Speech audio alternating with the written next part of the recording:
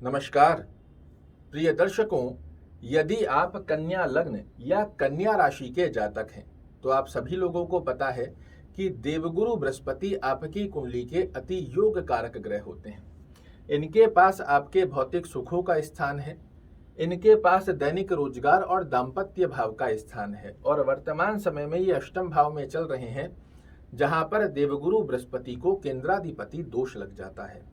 किंतु यहाँ एक बेहद सुंदर गतिविधि 23 जून से आपके लिए बनने जा रही है, जहां अष्टम भाव के फल के साथ साथ में देवगुरु बृहस्पति बाध्यता लेने जा रहे हैं आपके लिए भाग्य का और धन की स्थितियों का लाभ देने की।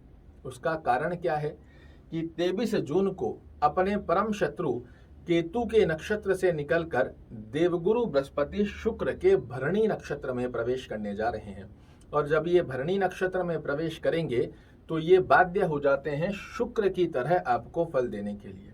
और कन्या लग्न वाले जातक, कन्या राशि वाले जातकों के लिए शुक्र महाराज आपके भाग्य स्थान के स्वामी हैं, धन स्थान के स्वामी हैं।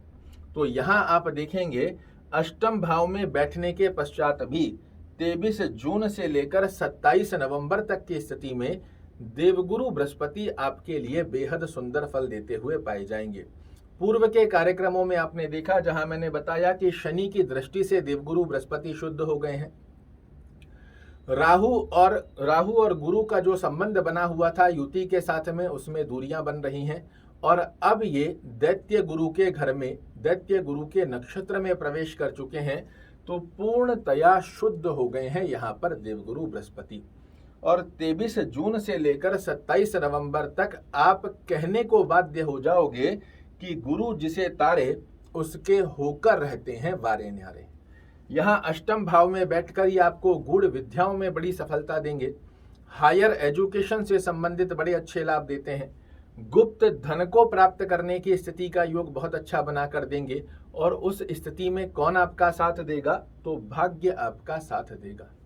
यहाँ यदि आपकी कुंडली में एक अच्छे भाव की स्थिति दर्शाते हैं तो पंचम भाव से विदेश से आपको लाभ दिलाना, विदेश में सेटलमेंट की स्थिति का योग बनाना, खर्चे भी कराएंगे तो पिछले समय में जो हॉस्पिटलाइज खर्चे, फिजूल के खर्चे हो रहे थे, उन खर्चों में एक अच्छी अवस्था आपके लिए निर्मित करते हुए पाए जाएंगे। सप्तम दृष्टि से ये देख रहे हैं अपने द्वितीय भाव को, और द्वितीय भाव क्या है? शुक्र की राशि, तुला राशि। ध्यान से समझिएगा, तुला राशि के ऊपर भरणी नक्षत्र में, जो कि शुक्र का नक्षत्र है, इस राशि का शुभ फल देने की बाध्यता शुक्र महाराज के साथ साथ में देवगुरु बृहस्पति अपने हाथ में लेते हैं। धन से संबंधित जो उतार चढ़ाव देखने को मिल रहे थे वो समाप्त होंगे। कुटुंब परिवार में यश, मान और प्रतिष्ठा की स्थिति को एक्टिवेशन दे देंगे। जो अपयश सामना करना पड़ रहा था उससे मुक्त होकर कुटुंब परिवार में यशमान प्रतिष्ठा की स्थिति बनेगी।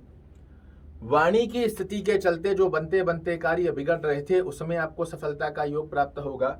और नवम दृष्टि से ये अपने ही घर को देख रहे हैं। भौतिक सुखों को प्राप्त करने के लिए जो आपको ऑब्स्टेकल क्रिएट करने पड़ रहे थे, इसमें बड़ी ही स्मूथनेस बनाकर देने जा रहे हैं। भौतिक सुखों में वृद्धि करेंगे, जनता में यशमान प्रतिष्ठा दिलाएंगे। पैतृक संपत्ति से संबंधित कोई अवस्था आपके लिए पक्ष में नहीं बन रही थी, उसे आपके पक्ष में लाकर खड़ा कर देंगे।